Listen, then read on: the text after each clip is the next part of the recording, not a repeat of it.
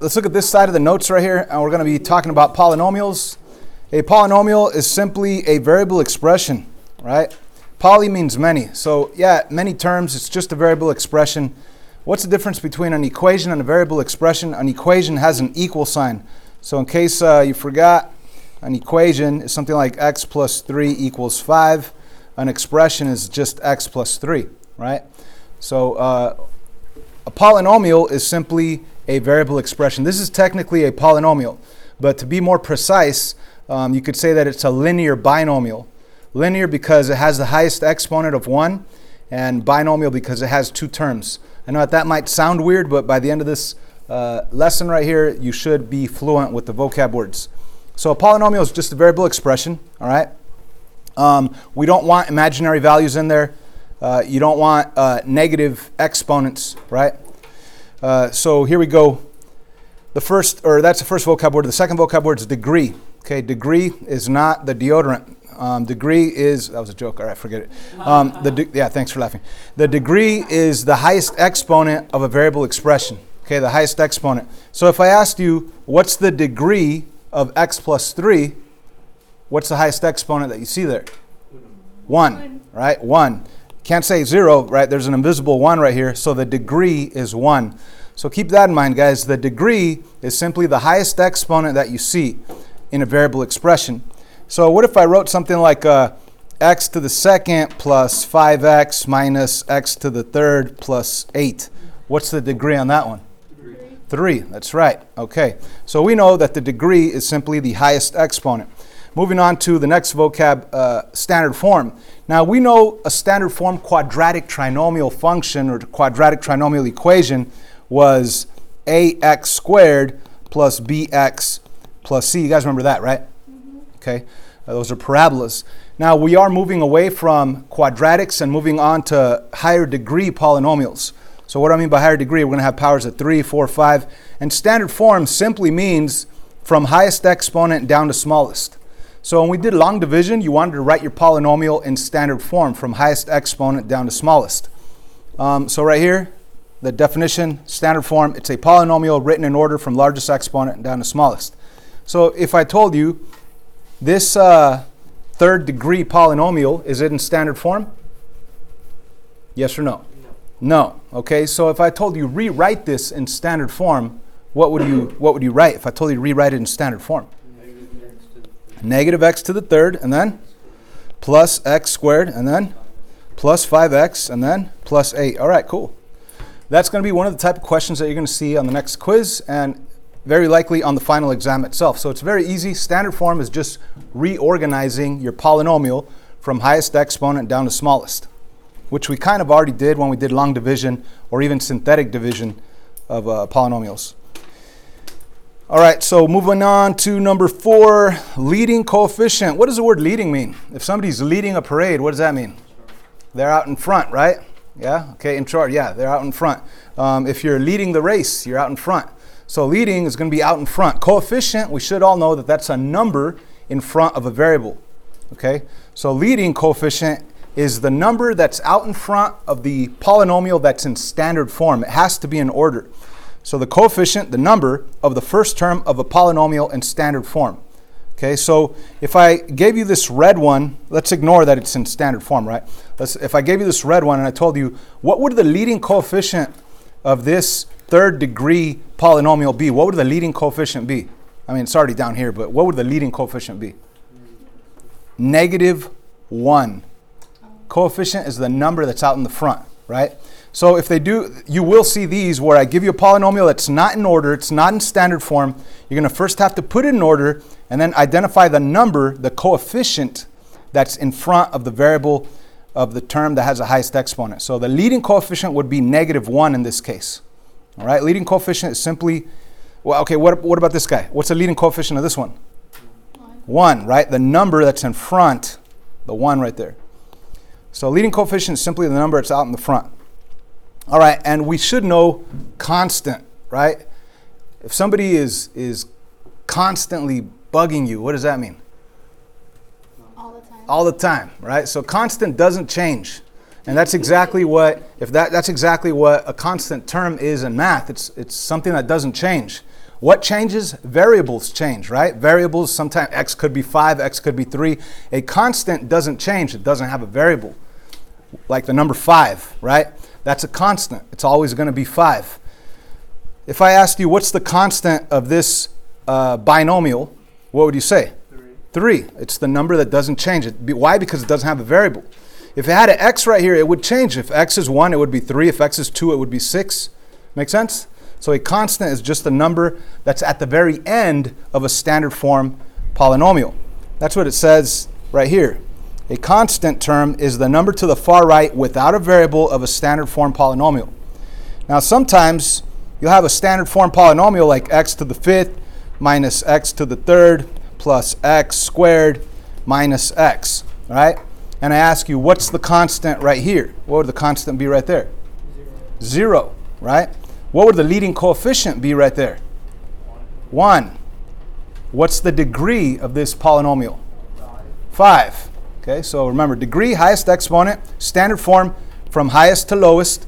Constant is a number that's being added or subtracted at the very end without a variable. Since there is no number without a variable, you could put a plus 0 if you wanted to, but that's your constant right there.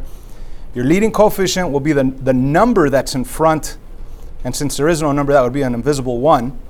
So I hope we understand these vocab words and we're able to apply them into our class when we talk about polynomials. Anyways, right here, classifying polynomials. Classifying is giving it a name. All right. Now polynomials are going to have a first and a last name. Okay. The first name, everybody do this. Box this in and put first name. First name. And over here, let's box that in and put last name. Kind of like us, we have a first and last name. Polynomials also have a first and last name. The first name is based on the degree. What is the degree again? Highest exponent, right? The degree is the highest exponent. So you're going to look for your highest exponent, and that will give you the first name of your polynomial. Okay. Now your last name of your polynomial is going to be based on the number of terms. Now what do I mean by number of terms? It's those terms that are separated with addition and subtraction. Okay. So for example, let's first start with the first name. The first name is based on exponents, right? So what would the first name of this guy be? Linear, right? What would the first name of this guy be? Also linear, because the power of 1 is linear. Power of 2 is quadratic. Power of 3 is cubic. Power of 4 is quartic. All right, so we should memorize these words because they will be used in this class and in future math classes, right? Pre-calculus, teachers are going to refer to a cubic binomial, a quartic polynomial, a quadratic monomial, right? Now the last name's easy. The last name is just a number of terms. If you only see one term, that's a monomial. Mono means 1. 2 terms. Binomial. Bi means 2. Bicycle, 2 wheels, right?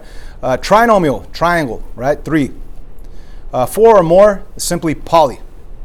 Okay, polynomial. So on these, it's an example on these notes of what you could call each one of these. Now the number 6, that's just a constant, right?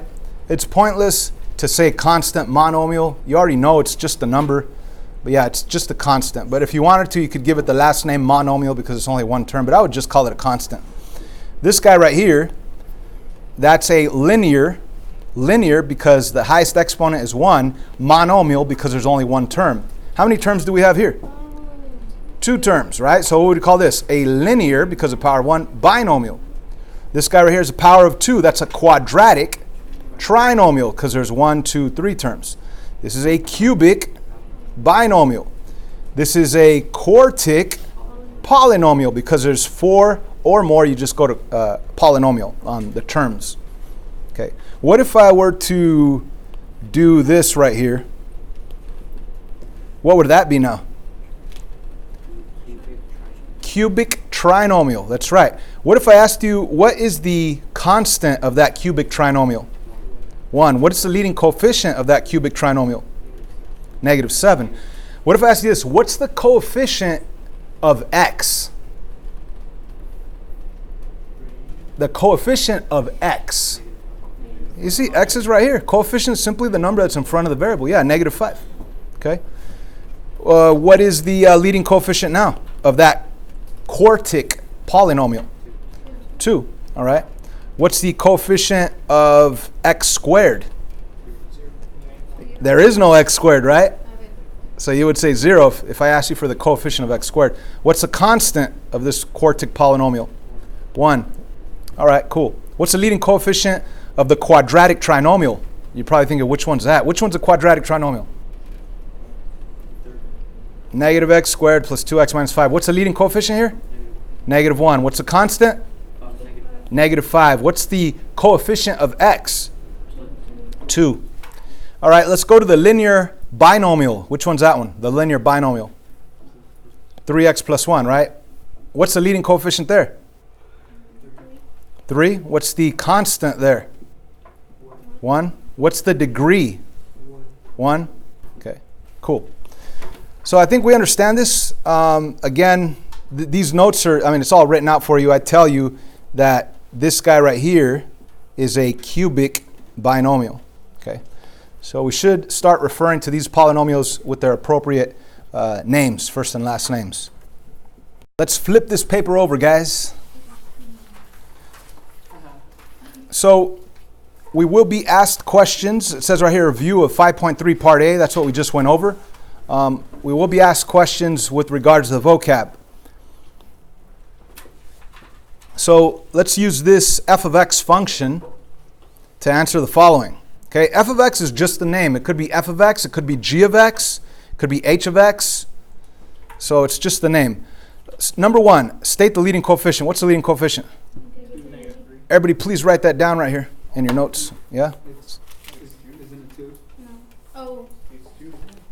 The leading coefficient is 2. Definitely not -3. Why is it not -3? Isn't -3 out in the front? But it's not in order. Exactly. So you first, before even answering anything, should make sure that it's in standard form from highest exponent down to smallest. So let's do that. Let's rewrite it first. F of x is really equal to positive 2x to the third minus 3x squared minus 1. Okay, now we could say that the leading coefficient is 2. How about the degree? What's the degree? The degree is 3. Everybody write that down, please. What's the constant? -1. Everybody write that down. Okay, now classify f of x, first and last name. Cubic, because it has a power of 3. Trinomial. Excellent. Okay. So yeah, this was supposed to be like a 2-day lesson, but we're cramming it into 1 day. I'm sorry. Okay, moving on.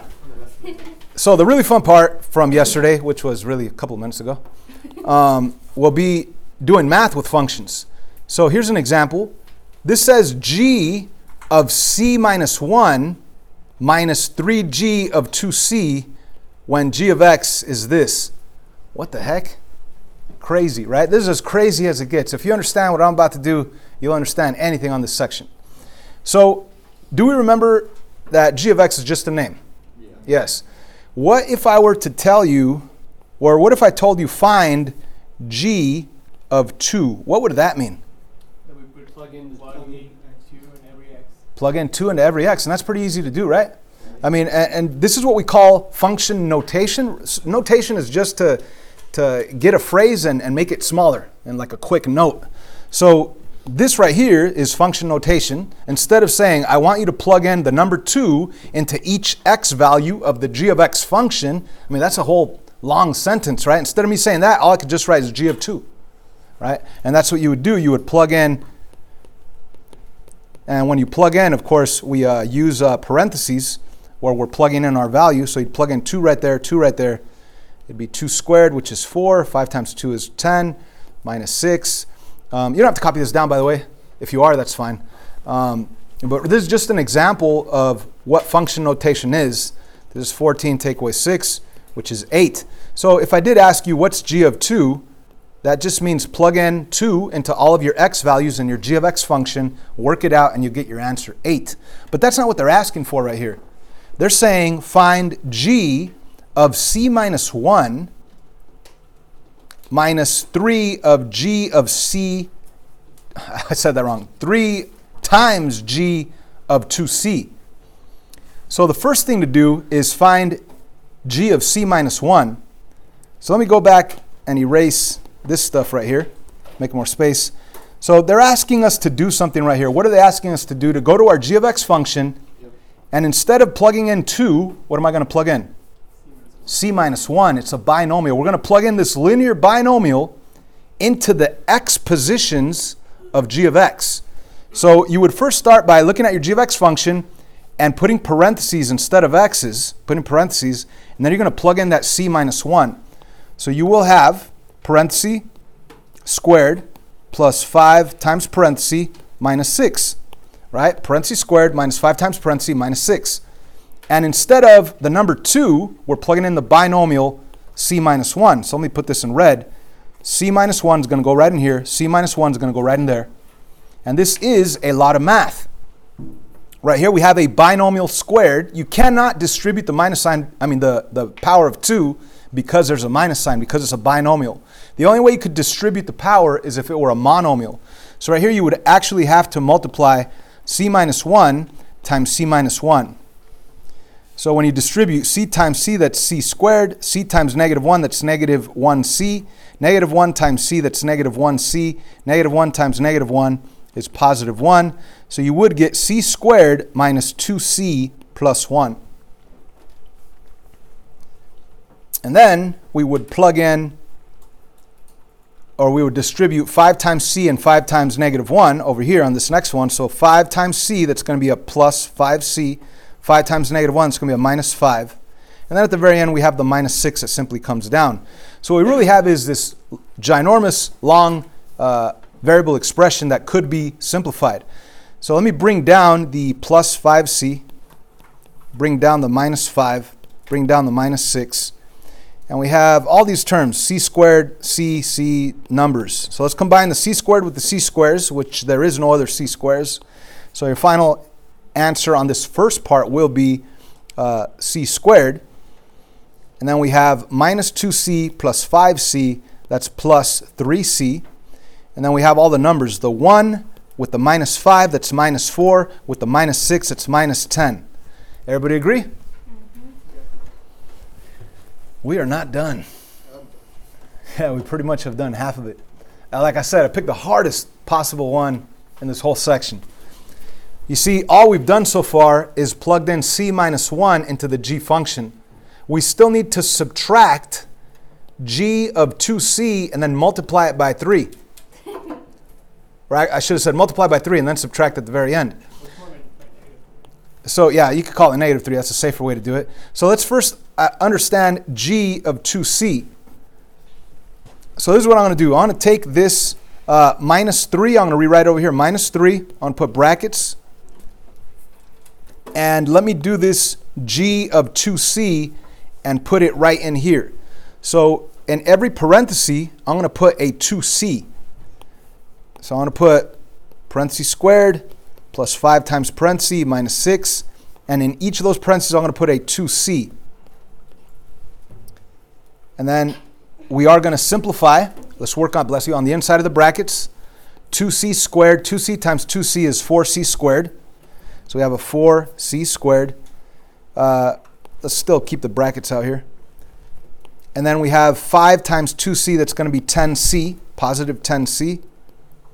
And then minus 6 at the very end. Now we still have the minus 3 that we need to distribute. So when you distribute that minus 3, you're going to have a negative 12c squared when you distribute there. And then negative 3 times 10, that's minus 30 with the c. Distribute minus 3 times negative 6, that's positive 18. So what have we done so far? We've done this part, we got this answer. We've done this part, including the minus sign, so we have this over here. Now it's just a question of combining everything. So let's start with the c squared down here and this negative 12c squared up there. If I combine the c squared with the c squared, what do I get? Negative 11c squared, right? So let me do that. Negative 11c squared. Then moving on to the c values, we have the 3c down here combined with the minus 30c up here. What do we get? Minus 27c. And then last but not least, minus 10 with 18. What's that? It's plus 8. Ladies and gentlemen, that's your answer. Yay. It only took 10 minutes to do one problem. I mean, is this gonna be on the test? This is definitely on the final exam, but not this complicated, not this elaborate, right? Like right here, we did a lot of math here. The more steps there are, the more a chance you're gonna make a mistake. Yeah. The whole thing. So on the final exam, you're gonna have maybe just G of C minus 1, not this extra stuff over here. All right. You know, so it'll be easier on the final exam. This is a lot of math going on right here. So, okay, so this is what we're gonna do. Well, I'm not gonna continue with these notes. We'll continue with this tomorrow. So don't think that, I'm gonna scratch it out. I don't need to do the rest. We're gonna do the rest tomorrow. But right now, let's turn to this worksheet. And on this worksheet, we could do half of it, right? Based on what we just did. So on these first ones, all we need to do is find P of negative 2 and P of 3. Okay, P of negative 2 and P of 3. So this first part, numbers 5 through 10, that's ridiculously easy. Why is it easy? Because all you have to do is plug in plug in negative 2 and then plug in 3. So you're going to get two answers. So do one at a time. You might need to rewrite this in your notebook because you don't have enough space.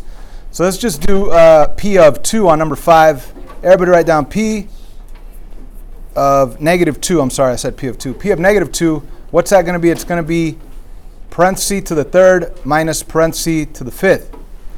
So we are plugging in a negative 2. And you could use calculators, all right, guys? So all you have to do is plug in negative 2 in parentheses to the third. That's negative 2 times negative 2 times negative 2. That will be a negative 8. And then do not change this minus to a plus plus. Do not. Not yet. You have to do the exponent first. And then if you have a negative, yes, it'll become a plus. You have to do the exponents first. So negative 2 times negative 2, that's positive 4, times negative 2, that's negative 8, times negative 2, that's positive 16, times negative 2, that's negative 32. So that will be a plus 32 right there. So the answer, P of negative 2 equals, what's that going to be? 24. So there's your answer for P of negative 2. If you flip the paper over, you'll see that that's a correct answer.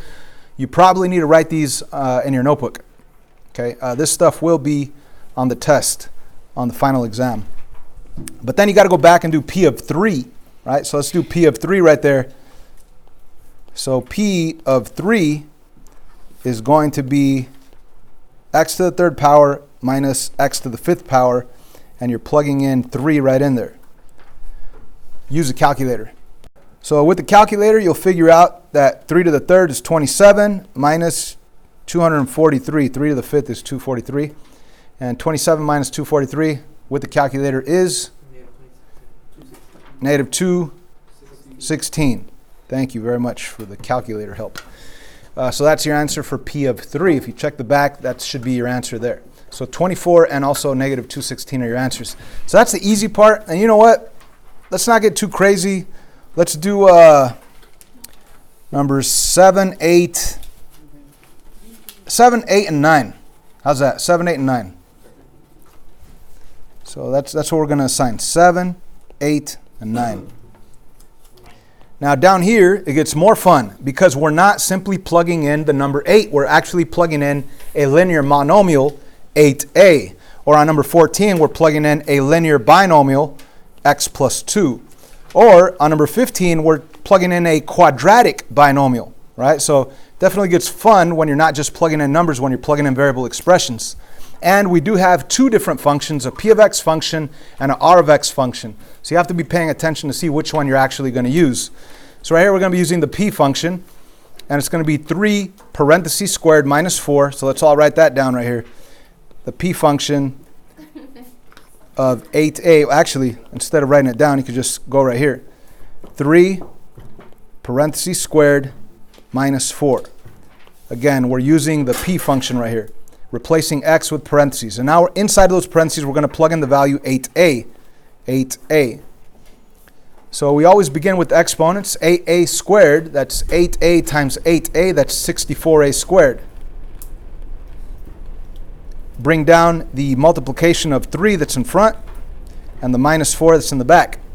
So obviously you're going to multiply before subtracting. 3 times 64 is 192. So we have 192 of those a squares minus 4. And the question is, could we combine a squares with numbers?